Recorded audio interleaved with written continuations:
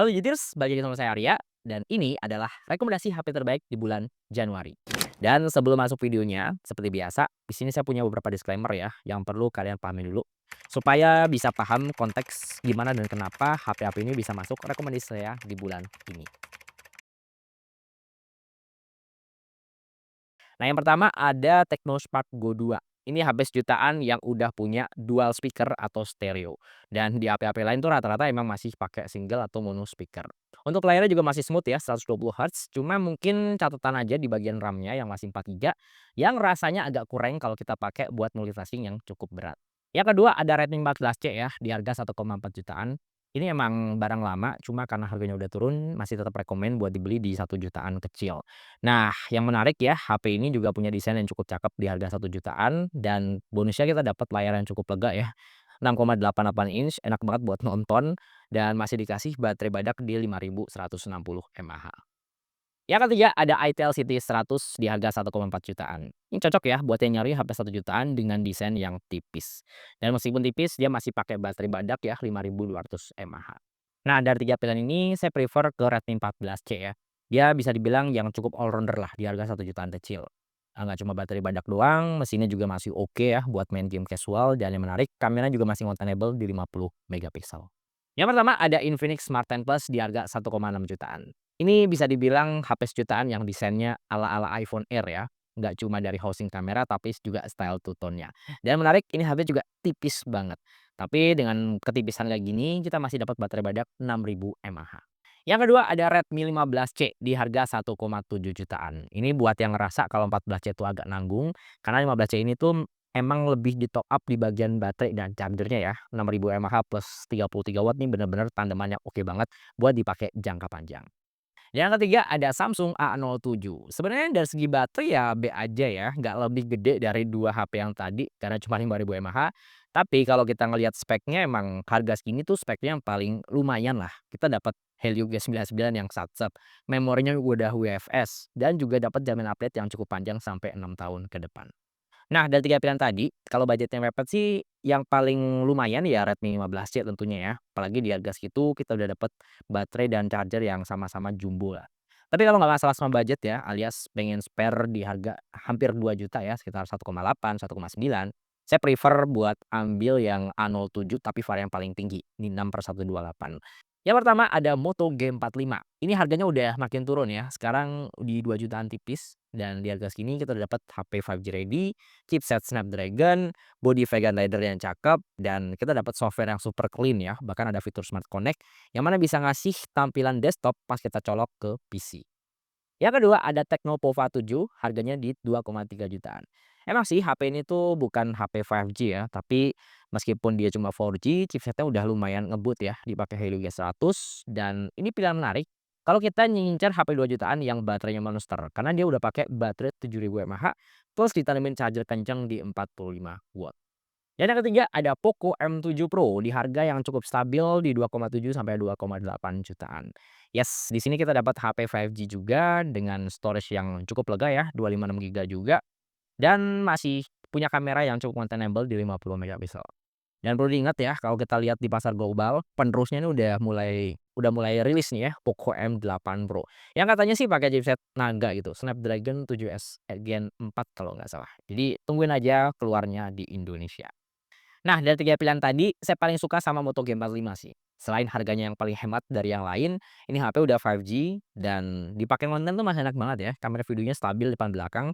Tapi yang paling saya suka jelas dari segi software-nya. Meskipun dia tuh minimalis, ringkes, tapi masih ada sentuhan-sentuhan fiturnya Motorola yang beneran kepake banget di sini ya, terutama di fitur Smart Connect-nya. Nah, yang pertama ada Advan Maca di harga 3 jutaan, tipis banget. Tadinya tuh saya sempat pengen masukin HP ini di range harga 2 jutaan ya, karena kan di awal sempat disebut harganya 2.999.000, tapi pas mau bikin video ini saya cek lagi di marketplace, udah pada jual di 3 jutaan kecil gitu. Tapi cukup menarik ya, dengan harga segini pun Advan bisa dibilang comeback yang lumayan kompetitif ya, ini brand lokal loh, dan dia udah pakai chipset yang 5G ready ya, Dimensity 7060 bahkan perdana, belum dipakai di HP lain. Yang kedua ada Infinix Note Edge, ini pemain baru juga ya di harga 2,3 jutaan. Infinix balik lagi ngerjain HP-HP layar lengkung dan kali ini dia pakai resolusi yang cukup rapet ya 1,5K. Bodinya juga nggak kalah tipis dari Alphard Matcha ya dan ya kalau ngelihat tongkrongan ini emang lumayan cakep sih di harga 3 jutaan. Dan yang ketiga ada iQOO Z10R di harga 3,3 jutaan. Ini HP 3 jutaan yang speknya sih paling all rounder ya, nggak cuma punya chipset yang kencang, memori SATA, baterai badak, tapi dia juga punya spek kamera yang udah full tim. Yang artinya nggak cuma kamera utama doang, tapi juga udah ada ultra wide-nya. Nah, dari 3 pilihan tadi, saya sempat naksir sih sama bentukannya Infinix Note Edge. Dia punya layar lengkung yang cakep ya, dan kayak ngasih sensasi HP mahal di harga 3 jutaan. Tapi ya kalau buat makanya jangka panjang, ya yang lebih durable sih memang layar flat ya, layar datar. Dan menurut saya sih dengan harga mirip-mirip, iQOO Z10R ini lebih nendang ya speknya. Nggak cuma ngincar spek kenceng doang ya, atau baterai badak, tapi dia juga punya kamera yang full tim dan ada ultrawide-nya gitu. Jadi ngasih POV yang lebih luas ketimbang HP yang cuma punya kamera utama doang. Nah, di harga 3 jutaan ini sebenarnya kalau pakai patokan harga tahun lalu masuk juga sih Redmi Note 15 5G. Itu HP 5G yang bentukannya lumayan tahan banting ya. Dia nggak cuma ngandelin baterai badak tapi juga punya body yang durable, jadi udah cukup proper dipakai di medan-medan yang lumayan ekstrim. Nah, yang pertama ada Moto H60 Fusion. Memang ini HP nggak terlalu gaming banget dan nggak punya memori yang lega banget sampai 0,5 tera. Dia lebih ke B aja, tapi ya sekali lagi di harga segini, di harga yang udah turun, kita bisa dapetin HP dengan, desain dan kamera yang rasanya tuh HP flagship banget. Yang kedua ada Infinix GT30 Pro untuk varian yang paling tinggi di 12/512 GB. Ini harganya juga masih stabil ya di 4,6 sampai 4,7 jutaan. Di sini kita udah dapetin mesin kencang, terus body RGB, dan dia punya tombol L1 R1 yang tentu lebih enak buat main game-game kompetitif. Yang ketiga ada Poco X7 Pro yang cukup stabil ya di 4,8 jutaan. Spek kencangnya sih mirip kayak Infinix GT30 Pro, memori juga sama-sama lega ya sampai 0,5 tera, tapi Poco X7 Pro ini cukup badak dari segi baterai ya, 6.000 mAh plus ditanemin charger ngebut di 90 watt. Ya kalau ngelihat harga patokan tahun lalu sebenarnya Redmi Note 15 Pro 5G juga bakal masuk ya di 4 jutaan. Apalagi speknya sih lumayan menarik ya karena sekarang pakai Dimensity 7400, terus bodinya juga tahan banting nih ya, kamera 12 megapiksel. Ya dari 3 pilihan tadi sebenarnya kalau emang ngincer spek gaming ya pilihannya tentu antara Infinix atau Poco. Ya udah sama-sama kenceng lah, memori juga sama-sama lega sampai 0,5 tera. Cuma kalau pertimbangannya nih, buat dipakai ngonten yang lebih masuk ke berbagai, angle ya, angle yang susah pun, kayak misalnya nyebur ke dalam air, ya Poco X7 Pro ini lebih worth it ya, karena dia udah ngantongin sertifikasi tahan air IP68. Yang pertama ada HP lama ya, Vivo V50 di harga 5,4 jutaan. Di harga segini kita udah dapetin spek kamera yang cukup mantep ya, udah pakai Zeiss dan triple 50 megapiksel depan belakang. Nggak cuma itu doang, performanya juga kenceng ya, Snapdragon 7 Gen 3, baterai badak 6.000 mAh plus charger ngebut di 90 watt. Yang kedua ada Samsung A56 di harga 5,7 jutaan. Cukup stabil sih ngelihat si Samsung A56 ini ya. Dan ini adalah seri A terganteng untuk saat ini.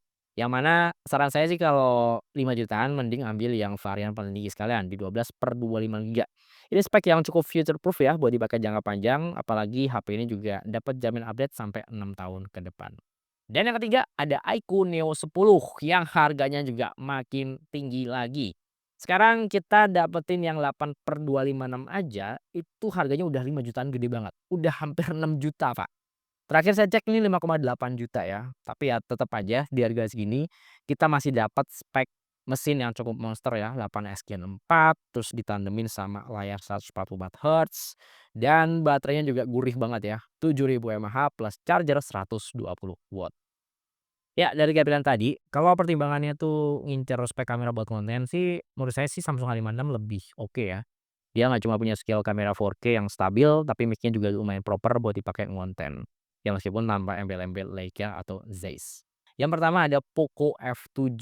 Sebenarnya nih HP tadinya masuk di harga 5 jutaan, cuma karena dia goib dan harganya tuh digoreng kemana mana saya ngelihat di marketplace ya udah rata-rata pada ngejualnya tuh udah 6 jutaan tipis gitu. Yang kedua ada Vivo V60 di harga 6,3 jutaan. Ini sih menurut saya sih lebih, kepilih buat kalian yang memang ngincer spek kamera buat konten ya, apalagi sekarang Vivo V60 selain dia udah pakai Zeiss, di seri kali ini juga udah punya lensa telefoto ya, yang tipis-tipis bisa dijadiin buat HP konser. Dan yang ketiga ada Sharp Aquos Sense 10 di harga 6,7 jutaan. Pertimbangan HP ini menurut saya sih lebih ke bodinya ya, yang sangat-sangat minimalis. Ini benar-benar HP kecil, HP compact, karena layarnya itu cuma 6,1 inch dan dia udah pakai layar IGZO ya, yang mana ini jadi andalannya HP-HP Sharp yang punya tampilan super gojreng. Ya, dari 3 pilihan tadi, kalau emang ngincer HP kecil sih nggak ada lawan Sharp Aquasense 10 gitu ya. Tapi ya sekali lagi ya, kalau emang lebih ngincer spek yang mateng buat kemana mana ya tentu dengan harga yang lebih hemat sekalipun kita masih bisa dapetin Poco F7 ya. Speknya tuh masih waras banget buat dipakai di tahun 2026 sekalipun. Yang pertama, ini udah saya sebut sebelumnya ya, iQOO Neo 10 lagi. Nah, tapi yang ini yang varian memori paling gede di 512 GB. Harganya di 7,5 jutaan ya. Ini speknya tuh masih masuk banget buat harga segini. Apalagi dia ditanemin sama baterai yang jumbo ya, 7000 mAh plus charger ngebut 120 watt. Ini tuh bener-bener ngasih pelengkap buat harga 7 jutaan. Yang kedua ada Poco F7 Pro di harga yang masih mirip di 7,5 jutaan. Dan dengan harga segitu kita udah dapetin HP dengan Snapdragon 8 Gen 3 resmi yang termurah ada di pasaran saat ini. Yang ketiga ada Oppo Reno 14 di varian 12/256, ini harganya juga di 7 jutaan, 7,5 jutaan sekian ya. Dan kita dapetin HP Oppo Reno dengan mesin yang cukup buas ya, Dimensity 8350. Tapi yang perlu diingat, bulan Januari ini Oppo juga bakal ngeluarin penerusnya ya, Reno 15 5G yang konon harganya tuh nggak akan jauh-jauh lah dari 7 jutaan. Cuma mungkin memang ada penyesuaian dari memori RAM-nya ya, kita nggak dapat yang 12/256 di harga segini. Mungkin ya bisa lebih kecil lagi di 8/256. Nah, dari 3 pilihan tadi sebenarnya antara Poco dan iQOO ini punya spek yang sama-sama lubernya, tapi kalau emang ngincer baterai yang lebih awet ya buat nunjang performa monsternya tadi, iQOO Neo 10 dengan varian paling tinggi di 512 GB itu jadi cukup worth it ya di harga segini. Yang pertama ada iPhone 13. Ya ini emang iPhone jadul, iPhone lawas, tapi adalah iPhone resmi termurah yang bisa dibeli seenggaknya untuk saat ini. Kita bisa dapat iPhone yang masih grass ya, bukan second, bukan barang refurbish. Yang kedua ada Samsung S25 FE di harga 8,6 jutaan. Ya ini adalah seri FE terbaru ya, tapi speknya justru ngingetin saya sama Samsung S24 Plus, ya mantan flagship. Tapi ya FE ini punya kelebihan ya, karena dia mode yang lebih baru, tentu jamin update-nya juga lebih panjang. Dan yang ketiga ada ROG Phone 9 FE di harga yang lagi-lagi naik nih di 8,7 jutaan. Ya secara spek memang ROG Phone nggak usah ditanya ya, ini HP gaming dan dia punya ekosistem aksesoris gaming yang luas. Cuma ya bad news-nya, next Asus nggak bakal bikin HP lagi, Pak, kalau baca berita ya. Jadi mereka bakal fokus di ya di PC sama laptop, tapi untuk divisi mobile mereka kayaknya bakal stop dulu. Jadi ya next kita nggak bakal ngelihat ada Zenfone atau ROG Phone terbaru. Jadi ya HP ini kayaknya bakal jadi fosil deh. Nah, dari 3 pilihan tadi, kalau emang ngincer buat pemakaian jangka panjang sih, ya susah buat skip Samsung S25 FE ya di harga segini. Karena ya ini jamin update-nya panjang, lebih jelas gitu, udah pakai One UI dengan keenakannya kita modding-modding pakai Good Lock, dan jangan lupain juga ini seri FE, Pak. Jadi dia punya fitur-fitur ala Samsung Series S termasuk Samsung DeX ya dan beberapa kustomisasi yang ada di flagship Samsung doang, tapi kita bisa dapat dengan harga yang jauh lebih hemat. Yang pertama ada Samsung S24. Sekarang dijual di marketplace itu di harga rata-rata di 9 jutaan tipis ya. Dan di sini kita masih dapetin spek Samsung Series S tahun lalu, masih enak banget buat ngonten, buat mabar tipis-tipis. Cuma memang bodi yang harga segini juga ngaruh sih sama pemakaian baterai yang kapasitasnya tuh nggak gede-gede banget. Yang kedua ada iQOO 13 ya di harga 9,7 jutaan. Dan ini adalah HP dengan chipset Snapdragon 8 Elite resmi termurah yang ada di pasaran saat ini. Perlu diingat ya dengan harga yang di bawah 10 juta, kita memang coba dapetin varian yang paling kecil ya di 12/256 GB. Tapi ya terlepas dari memorinya ini, secara spek masih sama ya, chipset, layarnya juga masih enak, gede, kenceng, dan jangan lupain juga baterai masih banyak dan punya charger yang cukup saset di 120 watt. Dan yang ketiga ada Xiaomi 15T Pro yang harganya lagi-lagi cukup stabil ya di 9,7, 9,8 jutaan. Ya memang dari segi upgrade ini yang paling lumayan ya, karena akhirnya kita bisa dapetin Xiaomi seri T yang udah pakai lensa periskop. Jadi ya ini HP nggak cuma modal mesin kenceng doang sekarang, juga udah bisa dipakai buat konten yang lebih proper. Nah, dari 3 pilihan tadi, kalau harus milih, saya prefer buat ambil Xiaomi 15T Pro. Emang chipsetnya nggak sekencang punya iQOO 13, tapi ya menurut saya sih porsi memorinya di sini jauh lebih lega sampai setengah tera. Mau dipakai konten juga masih proper banget ya, apalagi kamera periskopnya tuh bener-bener oke dan ditanemin sama Leica tuh hasilnya tuh memang cukup worth it buat harga segini. Oke, untuk harga 10 sampai 15 juta di sini pilihannya cukup variatif. Kalau emang pengen ngincer iPhone, ada sih kayak iPhone 15 ya, yang harganya menurut saya sih lumayan fluktuatif, naik turun.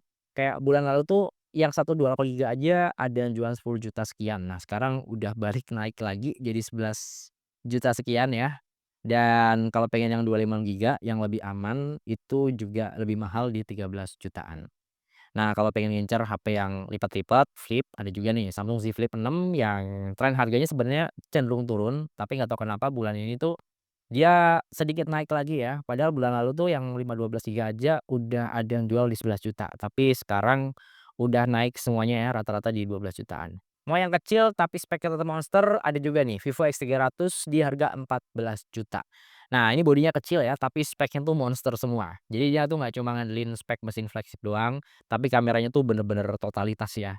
Yang kadang bikin saya tuh lebih enak kayaknya ngambil, si Vivo X300 ini ketimbang Samsung S25 yang versi reguler sekalipun, meskipun bodinya sama-sama kecil. Dan jangan lupain juga Vivo X300 ini udah bukan pakai VantageOS lagi, tapi udah pakai OriginOS yang lebih operatable. Tapi kalau emang spesifik ngincer skill kamera yang lebih OP, ada juga nih Huawei Pura 80 Pro. Ini kurang OP apa coba? Di harga yang masih di bawah 15 juta pun kita dapetin HP dengan sensor kamera yang super duper gede ya, 1 inci, dan memang kalau HP Huawei ini punya kemampuan software kamera yang jauh di atas rata-rata. Lanjut untuk harga 15 sampai 20 juta ini emang didominasi sama HP-HP flagship yang varian paling tinggi lah, yang udah mentok kanan. Kayak Oppo Find X9 Pro ya.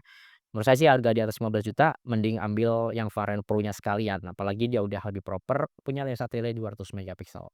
Ada juga, saudaranya Vivo X300 Pro ya, harganya mirip-mirip, dengan skill kamera mirip-mirip, cuma ya pertimbangannya menurut saya sih lebih milih software enakan yang mana nih, antara OriginOS-nya Vivo atau ColorOS-nya Oppo. Karena ya dua-duanya ini udah sama-sama smooth dan enak banget buat jadi HP flagship selain Samsung. Ya kalau emang ngincar Samsung, ada juga Samsung S25 Ultra ya, di harga yang lumayan stabil di 18.999. Di sini kita bisa dapetin HP Samsung Seri S yang paling rata kanan lah, hardware dan software itu udah sama-sama cakep, dan dia udah pakai Snapdragon yang emang di-custom buat Samsung Galaxy, dan yang paling penting ya, update itu super duper panjang sampai 7 tahun ke depan. Atau kalau emang ngincer HP yang ngontenable ya, mau nggak mau harus pakai iPhone, ada juga ya opsi iPhone 16 Pro yang harganya tuh 17 jutaan, cuma kalau harga segini kita cuma dapetin iPhone yang agak nanggung sih buat HP flagship, karena varian memorinya cuma 128 GB. Ya kalau pengen ngincar yang lebih lega lagi, ada sih di 25 GB, itu harganya di 19 jutaan. Nah, kalau harganya udah 20 juta ke atas, itu emang ranahnya HP-HP foldable, HP-HP-nya para CEO. Yang mana sekarang opsinya juga udah makin banyak ya, nggak cuma Samsung lagi Samsung lagi. Dia emang salah satu foldable yang ekosistemnya paling luas, software-nya paling cakep ya, kustomisasinya menarik ya, dan emang udah didesain untuk layar foldable gitu ya, nggak cuma sekedar aplikasi-aplikasi yang ukuran digedein doang. Nah, kalau pengen ngincer opsi selain Samsung, beberapa HP foldable juga ada ya dari brand lain kayak Oppo, dia punya Oppo Find N5, ini salah satu HP foldable yang software-nya cukup smooth ya, udah pakai ColorOS. Vivo juga punya X Fold 3 Pro ya, yang mana dia juga punya skill kamera yang cukup OP ya, udah kayak HP batangannya, tapi ini bentukannya di HP foldable. Terus kalau Huawei ada juga si Huawei Mate X6. Ini salah satu foldable yang cukup premium juga ya bentukan luarnya, cuma kalau untuk software emang belum semateng punya Samsung dan juga Oppo. Oke, segitu aja dulu video rekomendasi HP terbaik di bulan Januari. Nah, untuk ngecek spek lengkap dan link pembelian HP-HP yang saya sebut tadi, monggo linknya udah saya taruh di bawah. Yang sekali lagi, HP-HP yang saya sebut di sini itu murni pendapat saya pribadi ya. Jadi kalau Anda HP-HP yang punya fitur, spek, dan menurut kalian sih cocok buat dimasukin di range harga segini, terbaik di harga segini, monggo tulis aja di kolom komentar, kita diskusi bareng di sini. Ya, di sini dengan saya Arya, dan di belakang kamera ada Tama, sampai ketemu di video berikutnya.